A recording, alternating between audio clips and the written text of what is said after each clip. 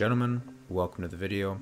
Today I wanted to talk a little bit about different height optic mounts, specifically the ADM mounts, American Defense Manufacturing. They are a great company and they make great mounts. So what are the pros and cons of these specific mounts here? Well, they are great at holding zero. They have a quick detach system. They are machined well. They have many different options and they are relatively easy to find. And then a couple cons is they are expensive and the weight is a little bit on the heavier side. But overall, they are very good mounts and they do hold zero, and that is what's most important in a mount for an optic.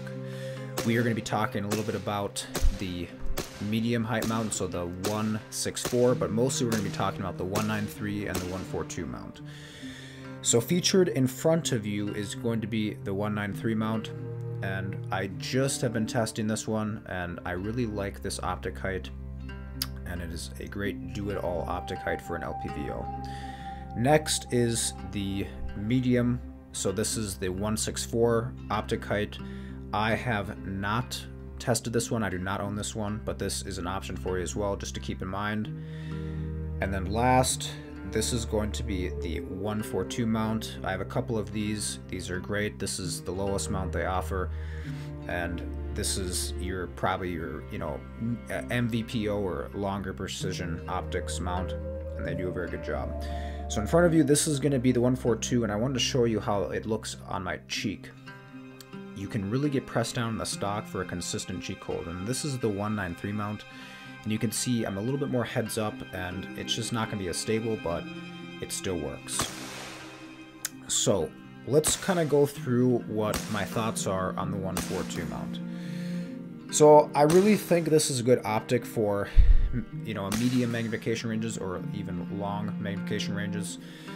It does a very great job at keeping you low on the platform of an AR-15, keeping your cheek in the stock for a very consistent hold. And this is probably going to be ideal for, shooting on the ground, shooting on a bench, or shooting off of a tripod. And overall, it's a good height. I think one of the cons with this one is it's just really hard to get in there when you're, pulling the gun up and doing, drills and stuff like that. But overall, it's okay. And then next, let's talk about the 193.